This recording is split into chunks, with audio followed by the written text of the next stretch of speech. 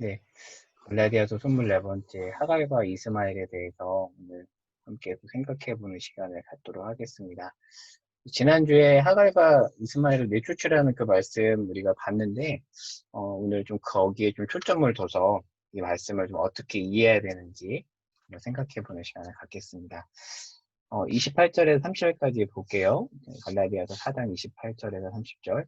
형제들아 너희는 이삭과 같이 약속의 자녀라. 그러나 그때 육체를 따라 난 자가 성령을 따라 난 자를 박해한 것 같이 이제도 그러하도다. 그러나 성경이 무엇을 말하느냐? 여종과 그 아들을 내쫓으라. 여종의 아들이 자유 있는 여자의 아들과 더불어 유업을 얻지 못하리라. 갈라디아 교인들한테 거짓 교사들을 내쫓으라고 하면서 이제 구약의 여종인 하갈이죠. 아들은 이스마엘인데 그들을 구약에서 내쫓으라고 했던 것처럼 너희들도 교회에 들어온 거짓 교사들을 쫓아내라고 해요.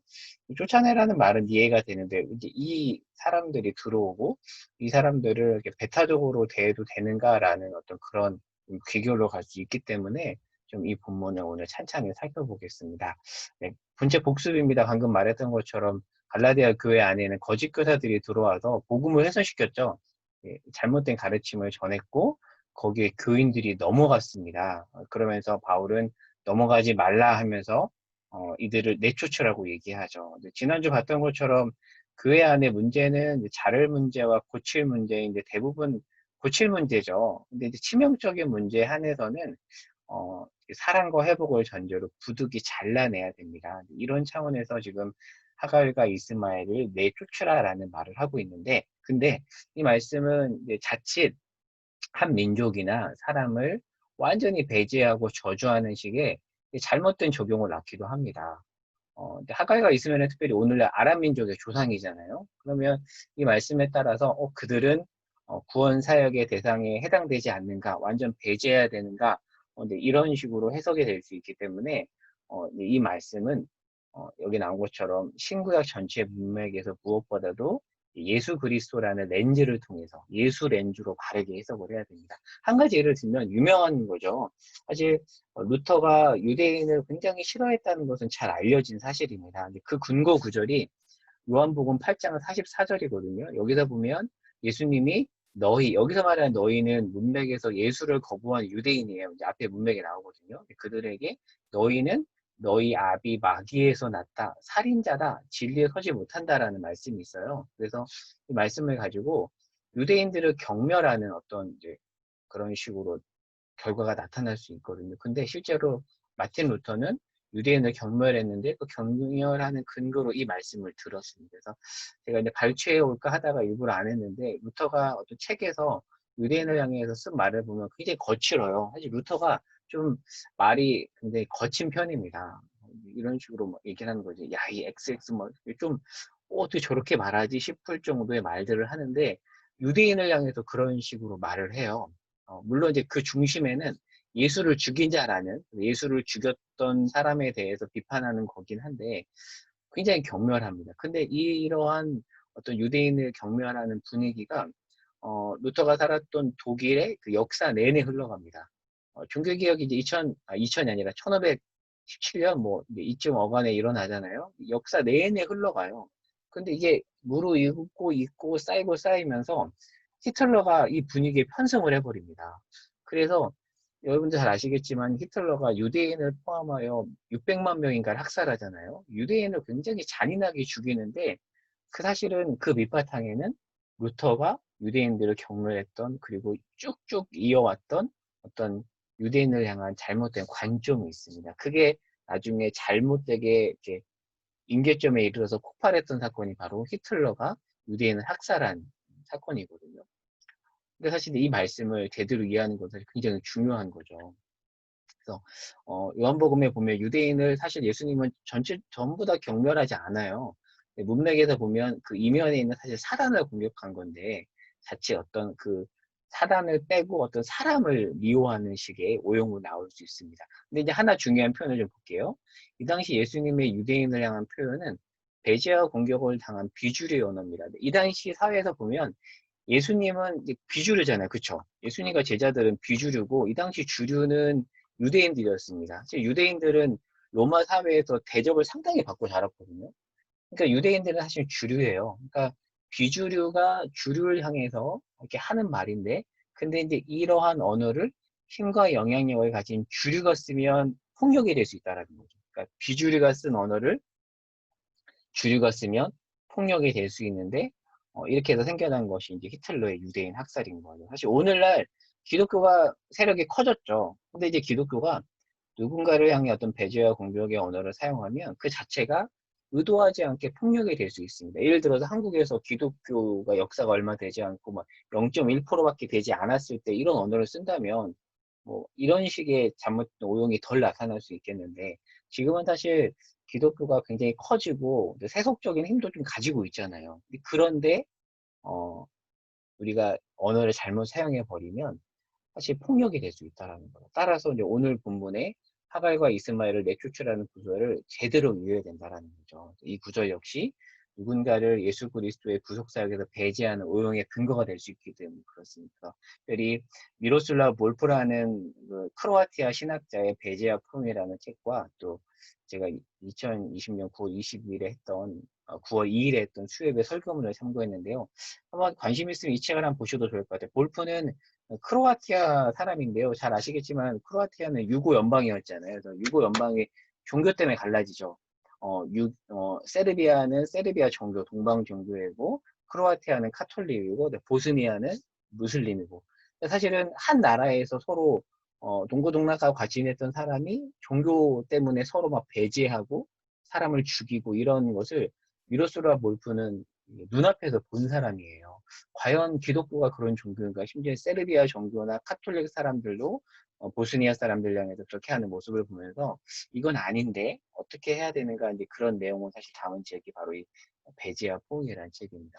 미로슬라 볼프가 이제 크로아티아 신학자고, 이런 맥락에서 이제 오늘 얘기하고자 하는 이 얘기와 비슷한 얘기를 한다라는 걸 좀 참고로 말씀을 드리겠습니다. 그럼 이제 하갈과 이스마엘에 대해서 한번 간단하게 훑어볼게요. 이제 PPT에는 좀 내용이 많은데 간단하게 볼게요.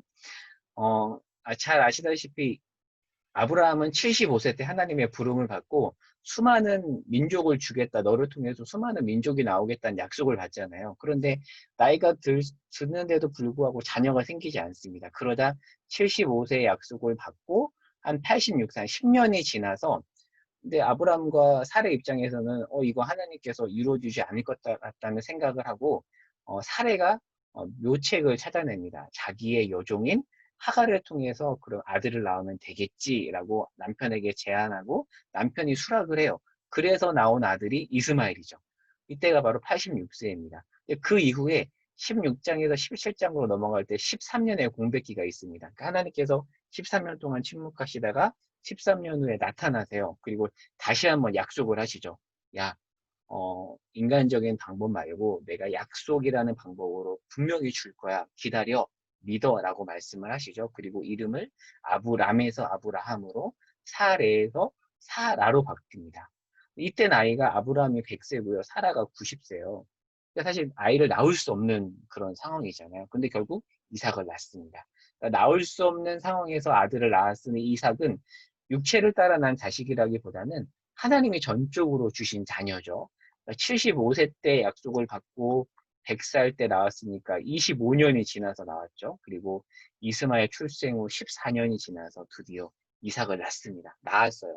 그런데 얼마 시간이 흘러서 이삭이 졌을 때 대략 한 3살 정도 되는데요. 아브라함이 잔치를 베풉니다. 일종의 뭐 돌잔치 같은 그런 느낌일 텐데, 그때 이스마엘이 이삭을 놀려요. 그 모습을 본 사라가 위기감을 느낍니다. 그리고 남편에게 여보, 하갈과 이스마엘 내쫓으세요. 이렇게 가만히 뒀다가는 무슨 일이 일어날지 모를 것 같아요. 라고 얘기하자 사실 아브라함이 갈등을 해요. 왜냐하면 어찌됐건 하갈도 자기 부인이고 이스마엘도 아들이잖아요.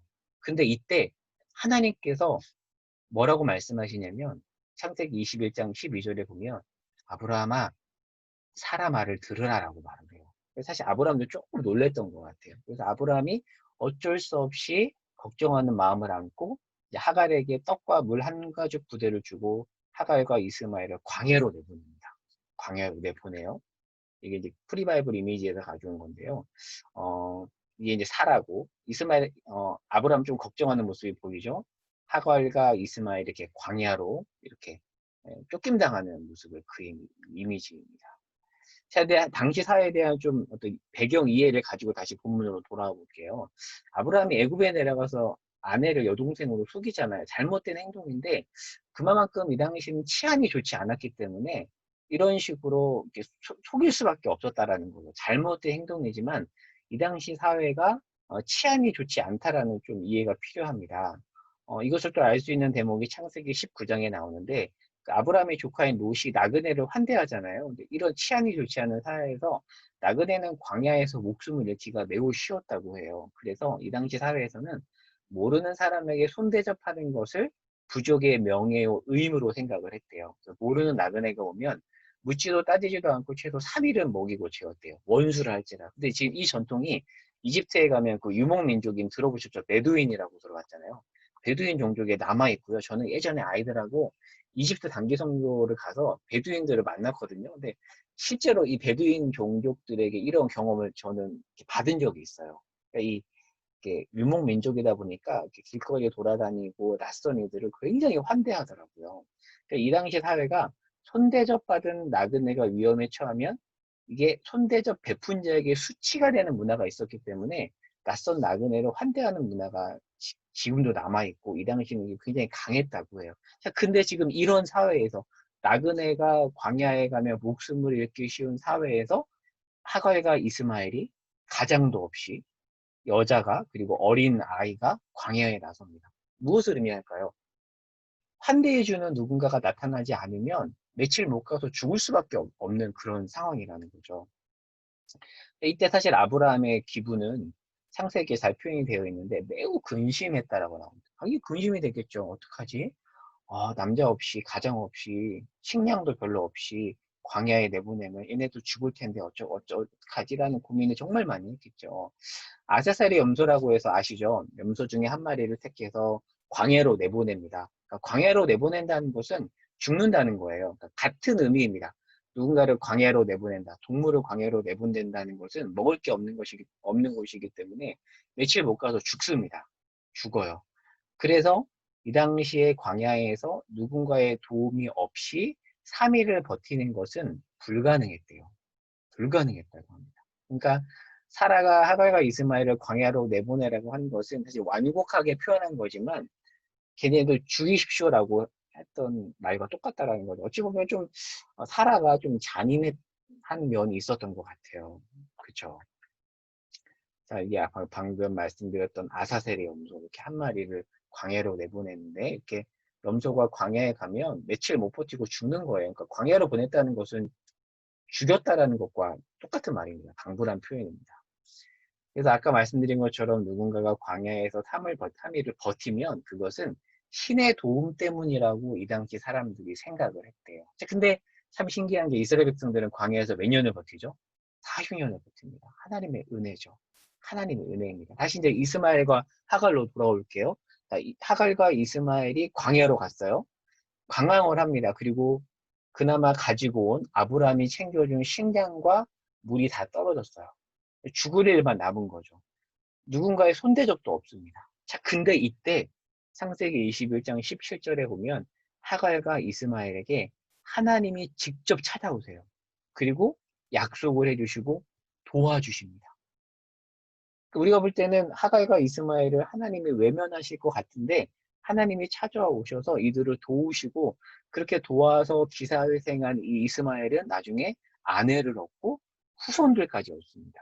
그래서 이 이스마엘의 후손이 오늘날 아람 민족의 조상이라고 하잖아요. 그래서 여러분 이제 코란이라고 하면 무슬림들이 싫어합니다. 코란이라고 해야 얘네들이 이렇게 좋아한대요. 이렇게 이슬람식 발언이니까. 코란에 보면요.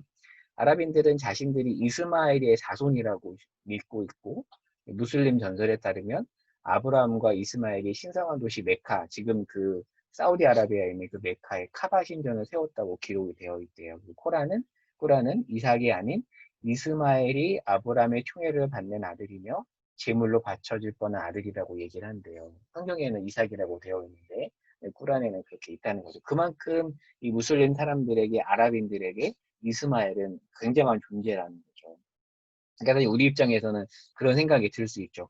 그 아랍 민족의 조상, 아이 그 이스마엘은 좀 하나님이 그때 내버려 두셨다면 얼마나 좋았을까라는 생각을 사실 크리스찬들이 할 수 있다라는 거죠.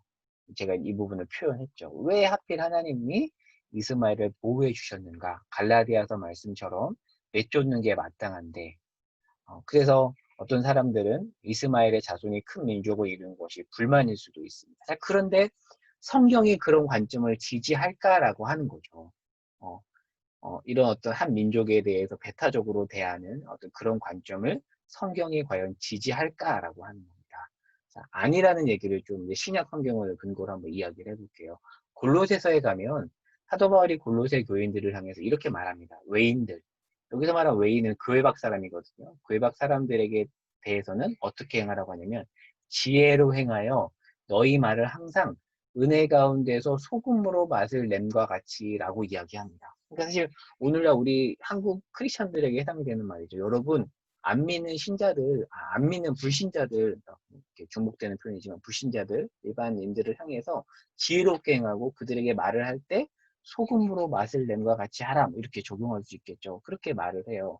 그래서 바울은 외인을 접할 일이 많은 골로새 교인들에게 친절하게 대하라고 말을 합니다. 왜냐하면 그들은 우리가 외면할 존재가 아니라 예수 그리스도의 사랑을 전해야 되는 존재이기 때문이죠. 근데 사실 오늘날 우리가 이런 모습을 별로 보기 힘들죠. 언론에서나 되게 거칠게 많이 얘기하잖아요.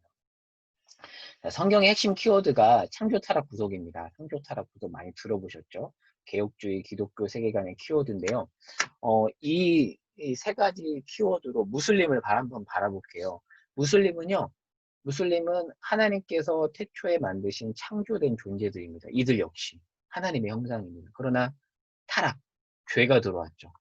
그래서 하나님이 아닌 잘못된 헛된 우상을 섬기고 있습니다. 근데 여기서 끝이 나면 안 돼요. 하나 더 나가야 되죠. 구속입니다. 사실 많은 부분 우리가 관점이 여기에 끝날 때가 많습니다. 타락. 하지만 하나 더 나아가서 그들은 비록 타락했지만 예수 그리스도를 통해서 회복되어야 되는 존재라는 어떤 그 관점까지 나가야 된다는 거죠. 하나 한번 질문해 볼게요. 보통 창조, 타락, 구속 중에서 가장 많이 듣는 주제가 여러분은 이렇게 뭐이신 거 하나 이따가 제가 속으로 질문해도 넣어놨는데 교회에서 어떤 성경 공부나 설교를 들을 때 창조나 타락이나 구속 중에서 가장 많이 듣는 주제 여기저기서 이제 이거 관련해서 물어보면 이제 한국교회는 아무래도 약간 좀 이쪽이 많이 있는 것 같아요. 타락. 아니면 구속에 대해서도.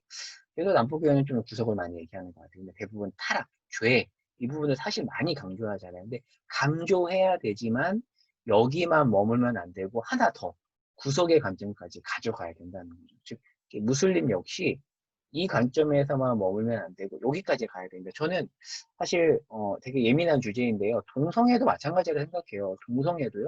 동성이 괜찮다는 얘기가 아니라 너무 우리가 사실 타락의 관점으로만 바라보는 것 같아요. 타락의 관점으로도 바라봐야 되지만 우리는 구속의 관점으로도 그들을 바라봐야 됩니다. 너네 죄 졌으니까 죄인 끝, 아웃 아니죠. 죄라고는 얘기해야 되지만 그들을 어떤 회복의 관점으로 예수 그리스도 안에서 회복될 사람이라는 관점으로까지도 우리는 바라봐야 합니다. 그렇게 바라봐야 되는 이유가 사실은 우리 역시 그렇잖아요. 저 역시 사실 자격 없는 죄인인데 근데 우리가 은혜로 구원을 받았잖아요. 그렇다면 이들 역시 자격이 없지만 죄인이지만 이들도 예수 그리스도를 통해서 은혜로 구원받을 존재라는 그 관점까지도 우리가 가져야 되는데 사실 안타깝게도 우리가 너무 타락의 관점으로만 바라보는 것 같아요. 사실 루터도 유대인을 바라볼 때 조금 이 관점에 치우치지 않았던가라는 생각이 듭니다. 이사야 말씀에 보면요.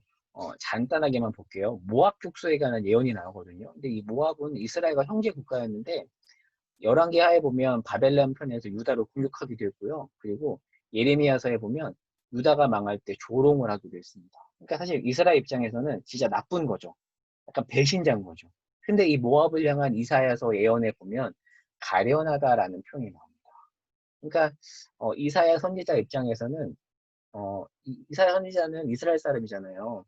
모압이 망한다는 말을 듣고 기분 좋을 수 있잖아. 아이고 쌤통이다. 아이고 꼬소다. 막 이런 생각을 할 수 있는데 가련하다. 내 마음이 아프다라는 말을 합니다.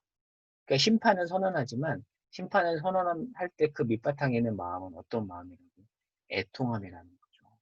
이게 사실 어떤 구속의 마음인 거죠. 구속의 관점을 가진 어떤 선지자의 마음이었다라는 거죠. 타락의 관점에서 머물면 아이고 좋다. 에이 쟤네들 이제 벌 받아야지 라고 하지만 그들이 벌을 받긴 하지만 그 이후에 회복되리라라는 그 생각까지 가지고 이 선지자는 애통해 했다라는 거죠. 그래서 이사야 15장에 대한 매일 성경의 설명을 보면 이렇게 돼 있어요.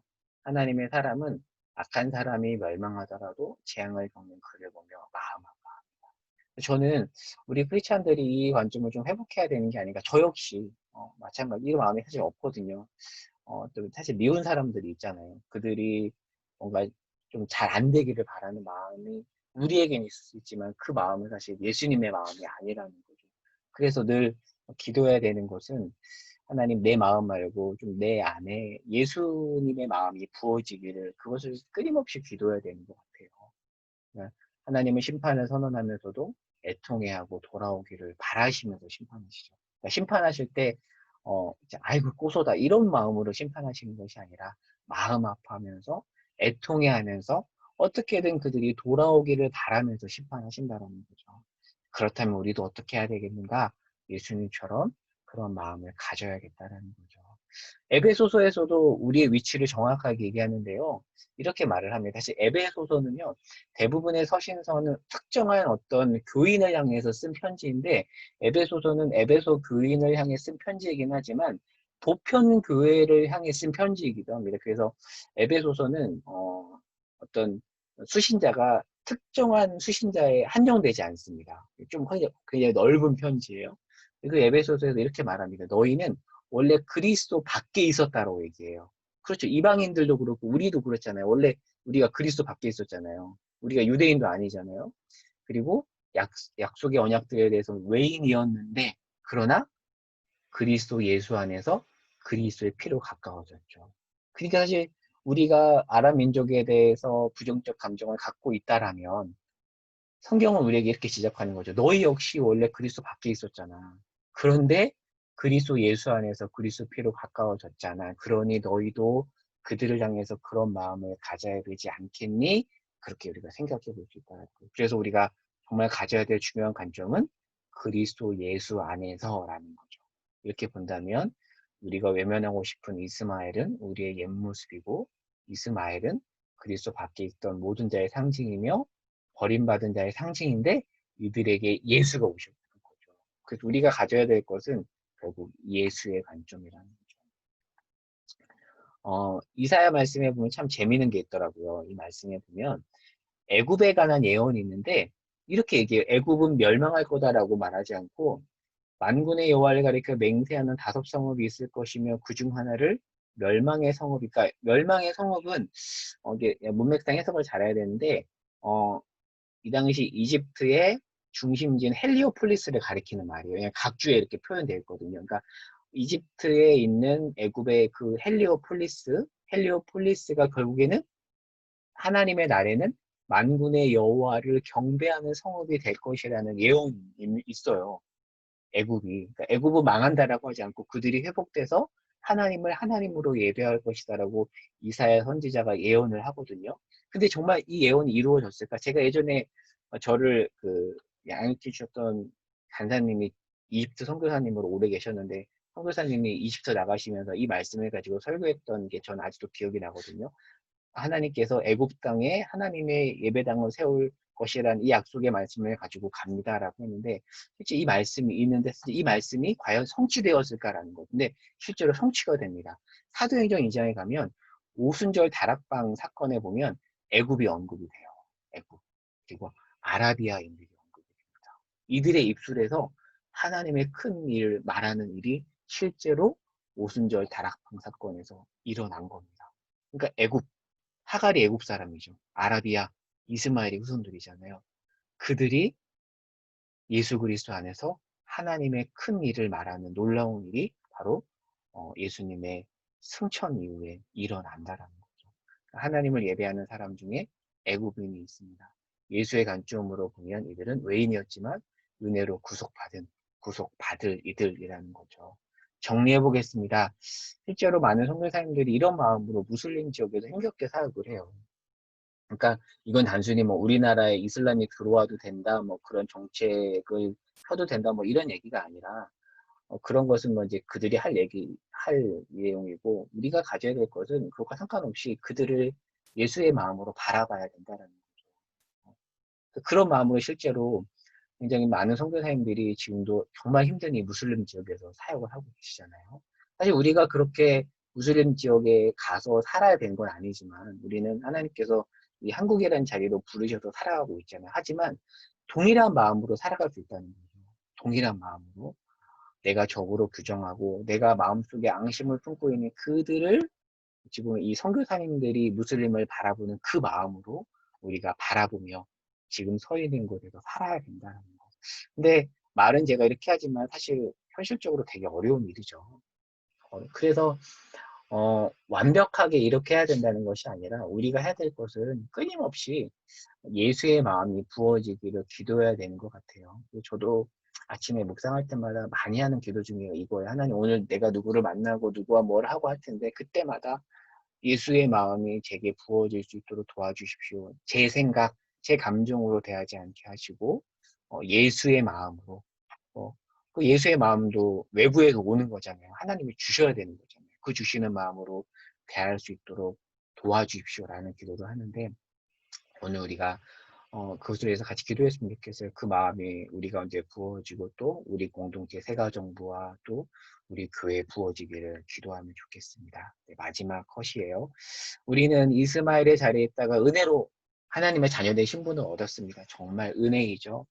갈라디아서에서 바울이 하갈과 이스마엘을 내쫓으라고 한 것은 그들을 마냥 배타적으로 여기라는 것이 아니라 그 일을 무너뜨린 남적인 어떤 영향력을 끊어내라는 거지 어떤 한 존재를 배타적으로 대하라는 건 아니거든요. 그리고 끊어낼 때에도 예수의 마음을 놓치지 말아야 되죠. 실제로 예수님은 가룟 유다가 배신하는 그 요한복음 13장에서 이런 말씀을 하세요. 이제 가룟 유다가 배신할 계획을 세우고 예수님이 그걸 아셨거든요. 근데 이렇게 성경은 기록합니다. 때가 이른 줄 아시고 세상에 있는 자기 사람을 사랑하시되 끝까지 사랑하시다.